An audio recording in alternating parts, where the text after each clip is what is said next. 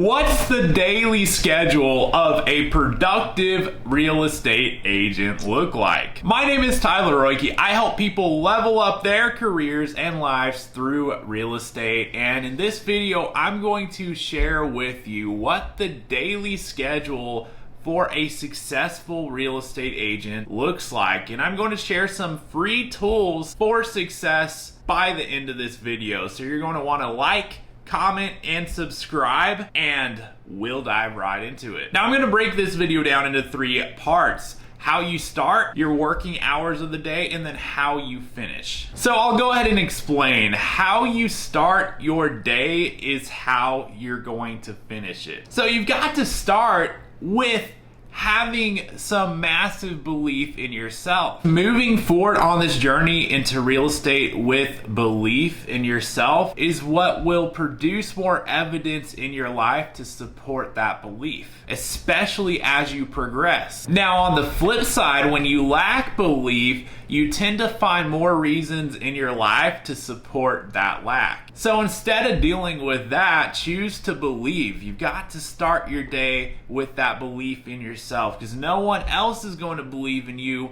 if you don't even believe in you. So start with that mindset. And that's what starting your day out right really comes down to. It's your mindset. So to help support that mindset that you need to succeed and thrive in this business, you've got to have a solid morning routine. So start by getting that mind right. Start your day in a proactive state, not a reactive state. Meaning you're taking control of your day with the first part of it. You're not waking up in a reactive state where you're responding to all this external stimulus hitting you. You've got to put yourself in control of that first part of your day, that time that you've got to work with. So the first part of your day should be rooted in personal growth. So I'm talking physically, mentally, spiritually, even emotionally. So from your waking hours past that point, that time belongs to you, and that's where you get to work on yourself. So intentionally do what you need to do to fuel a positive mindset. Get your body moving. Read a non-fictional book.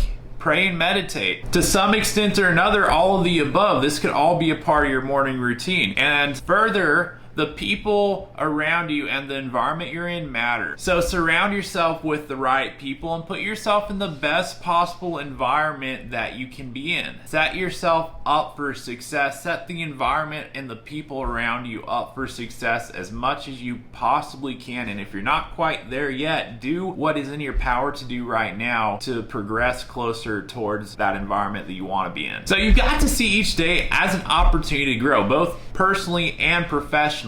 Commit to becoming the very best you can be, and building upon that, reach for excellence as you're progressing forward on your real estate journey ahead. Instead of approaching the day as if you're trying out this real estate thing, decide and commit to it. Because the moment you truly commit, everything changes. The opportunities that show up for you and the way you handle them changes based on your level of commitment. You're going to work harder with more intensity, conviction, passion, etc. when you're committed. So commitment is not leaving it up to chance. It's throwing the kitchen sink at doing whatever it takes to see your goal all the way through to its completion and becoming the reality of your life. So your heart will shine through when you show up with true commitment each and every single day. And how you start the day and whether or not you're taking control of it and working on yourself and fueling your mindset is going to dictate how the entire rest of the day goes. So you've got to take control of that time,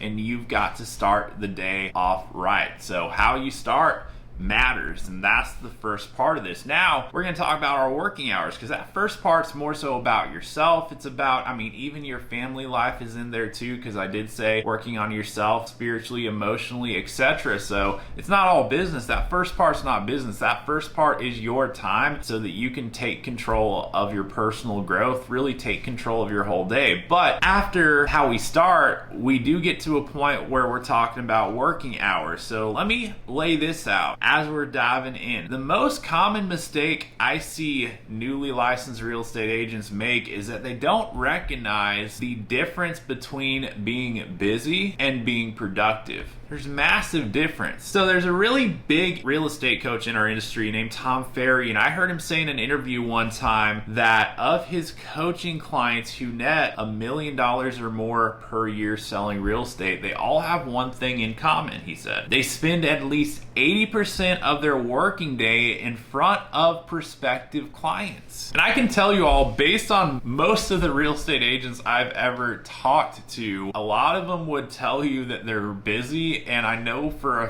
fact they're not spending 80% plus of their day in front of prospective clients, but they're busy nonetheless doing all sorts of other things. So there's only one productive way in which you can truly spend your time as a real estate agent, and it's the only thing that ultimately results in you getting paid, and that's spending your time on a revenue producing activity. A revenue producing activity is anything that puts you in front of people who might know someone who you can help now or in the future. In fact, it might be that person who's right in front of you, but regardless, it's you in front of people having conversations, building relationships in your local market area that could produce in future revenue coming into your business. So revenue producing activities include cold calling, door knocking, hosting open houses, at least provided that you're having a lot of people come in that you're driving in to talk to. If you're just sitting there in the open house, you're not really gonna drive any revenue if you're not talking to anyone. But networking, it's really anything that puts you in front of prospective clients that you're able to have conversations with as you're going about this activity. And on the flip side of that, I think it's important to share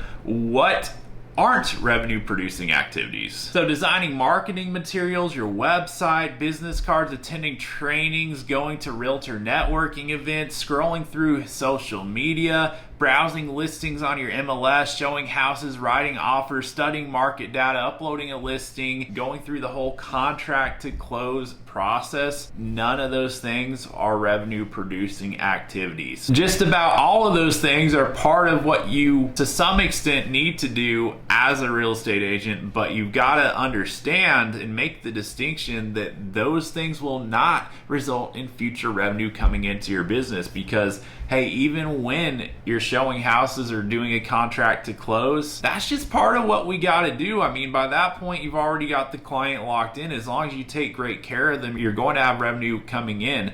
But when we're talking about revenue producing activities, we're talking about producing new revenue into your business. So as long as you're spending time on something other than that, you're not going to have new revenue coming into your business as a result. So that's the distinction. A lot of people will get a few clients and then they're all consumed with doing what we're supposed to do as realtors to take care of them, but we're not out there intentionally spending that time on activities that will result in revenue coming into our business. So it all boils down to something very simple, which is when you're setting up your daily schedule as a real estate agent, if you want to be successful, you've got to spend as many of your working hours as possible on revenue producing activities. And what you ought to do with this is set a standard, not even a goal, set a standard, because in life, we don't get our goals, we get our standards. We get our minimum standards for what it is that we're going to hold ourselves accountable to. So you've got to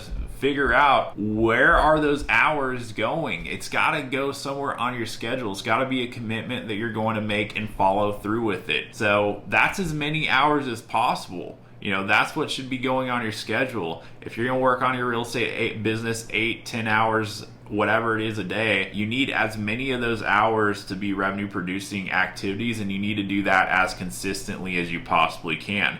And it's got to be to a point where even if you have all this busy stuff to take care of in a day, you need to know what your minimum standard is for those revenue producing activities, and you need to follow through with it no matter what, and to set up your whole schedule around the activities that are going to actually lead to revenue coming into your business. If you do that, you're going to be on the right track as long as you're disciplined about it. So for example, if we want to use the reference point of what Tom Ferry said about his top earning clients, top producers, if you want to use that same metric of what they do, success leaves clues, right?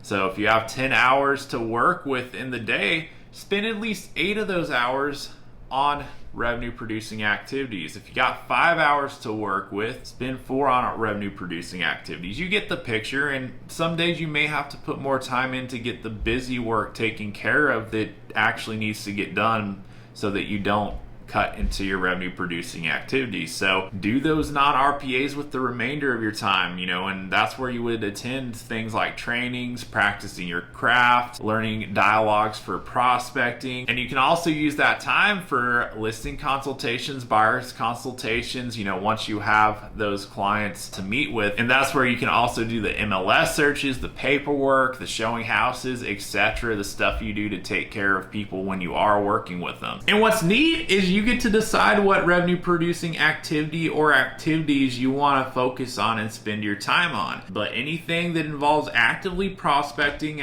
really engaging in conversation with other people where you're the one who is initiating that conversation and making it a point to bring up real estate and collect as many contacts as possible, and in the process, fail forward fast. Take as many reps as possible. You might not really know what to say the first time you go out there and initiate conversations, but you'll develop along the way. You'll hone in your craft. You'll build upon your dialogues, and the way you're going to progress forward the quickest and fastest is to take as many reps as possible. It could take you a year to make 100 phone calls. It could also take you an hour. So depending on how quickly you get that experience in, that's how quickly you're going to grow. So that's very much in your control on whether or not you're truly out there having as many conversations as you possibly can, or if you're just kicking the can down the road, or even worse, not spending the hours on these activities that are going to move the needle forward in your business. So ultimately, design your day around the hours that you're going to commit